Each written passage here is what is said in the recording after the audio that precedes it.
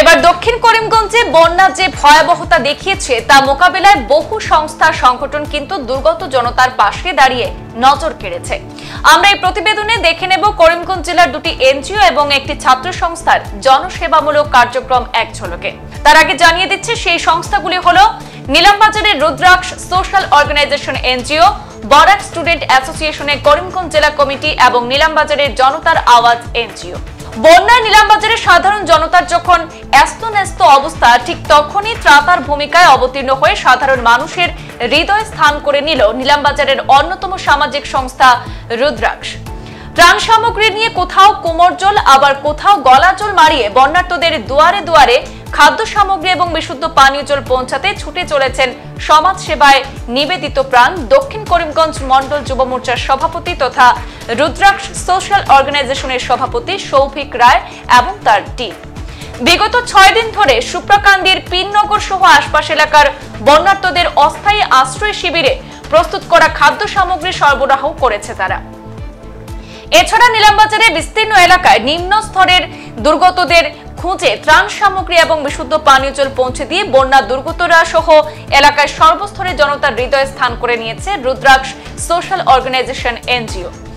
আজও করিমগঞ্জের হিন্দু মিলন মন্দিরে আর্থিক সহায়তায় সুপ্রাকান্দির পিননগরের আশ্রয় শিবিরে প্রস্তুত করা খাদ্য সামগ্রী বন্টন করেন রুদ্রাক্ষের সভাপতি সৌভিক রায় সহ এনজিও যুবা বাহিনী।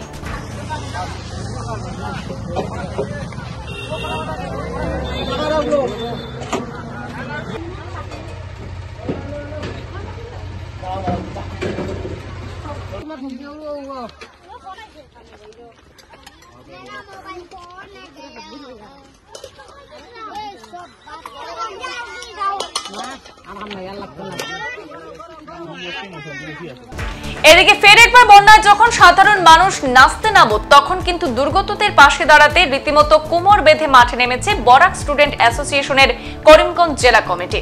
বানভাসীদের ঘরে ঘরে ত্রাণ পৌঁছে দিতে রাত দিন এক করে কাজ করেছে জেলা কমিটির সভাপতি হোসেন আহমদ এবং অন্যতম উপদেষ্টা শামীম আহমদের নেতৃত্বাধীন বড়সড় একটি যুবা দল।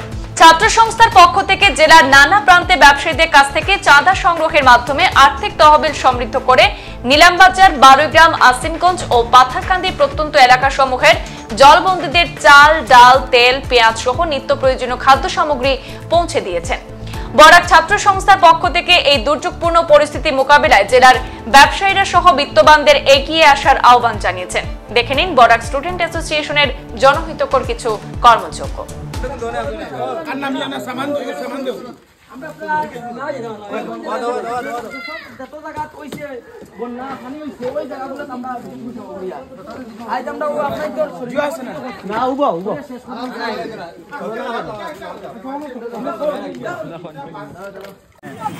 আজ আমরা বরাক স্টুডেন্ট অ্যাসোসিয়েশনের জেলা কমিটির নেতৃত্বে বন্যায় প্লাবিত অসহায় লঞ্চিত বঞ্চিত মানুষের পাশে যেসব অঞ্চলে ক্ষতিগ্রস্ত হয়েছে সেই সব অঞ্চলে আমরা কিছু ত্রাণ সামগ্রীও বন্টনের উদ্দেশ্যে বেরিয়েছি।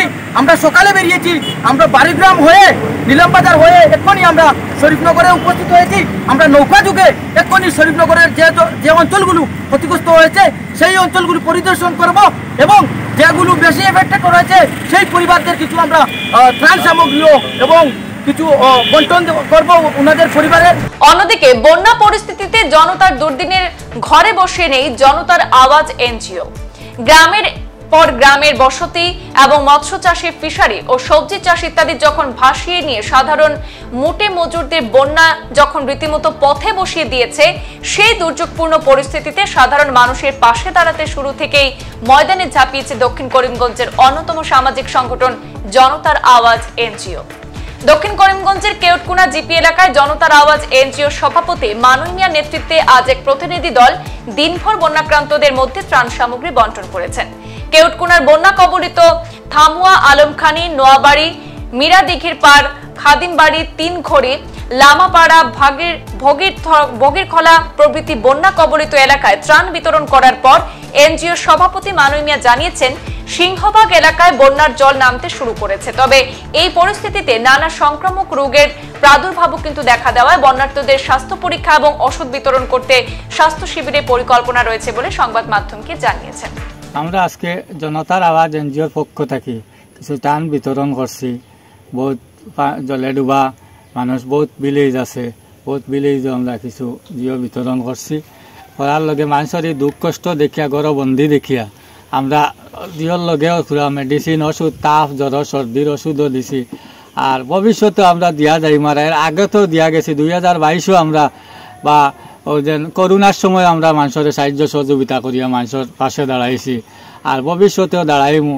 আর যে কোনো সংস্থা হোক যে কোনো জিও হোক দাঁড়াইবার লাগি যে বন্যার পরিস্থিতি ভয়ানক হয়েছে, মানুষের সবর পাশে দল বট নির্বিশেষে হিন্দু মুসলিম না চাইয়া সব জায়গাত সাহায্য সহযোগিতা করার ওটাও আমি জিও করি। আর এরপরে ওইল গিয়া সরকারি কোনো ফান্ড নাই, আমার ব্যক্তিগত এনজিওর ফান্ডও থাকি আপনারা ক্ষুদ্র ত্রাণ বিতরণ করছি। আমি বহুতটা 8-10টা ভিলেজও করিয়া আইছি, আলমকানি, মিরাদিকিরভার, বগিরখোলা, নহাগ্রাম, এর বাদে তামুয়া আলমকানি, এর বাদে হইল গিয়া লামাফাড়া, কাদিমবাড়ি।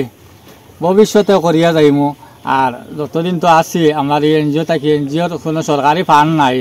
আর জেলা প্রশাসন দিয়ে কইয়ার আমার সরকারি ফান্ড দিবার লাগে, সরকারি একটা জিও লাগে। আমি যে আমার ক্ষুদ্র হিসাবে আমার যে এনজিওর জিও থাকি তহবিল থাকি আমি বহুত জায়গাত আমি প্রাণ বিতরণ করছি, সামান্য করছি। এরপরে ওষুধও দিছি, জ্বরের ট্যাবলেট দিছি, ডায়রিয়া দিছি, একদম খাসির ওষুধও দিয়াইছি।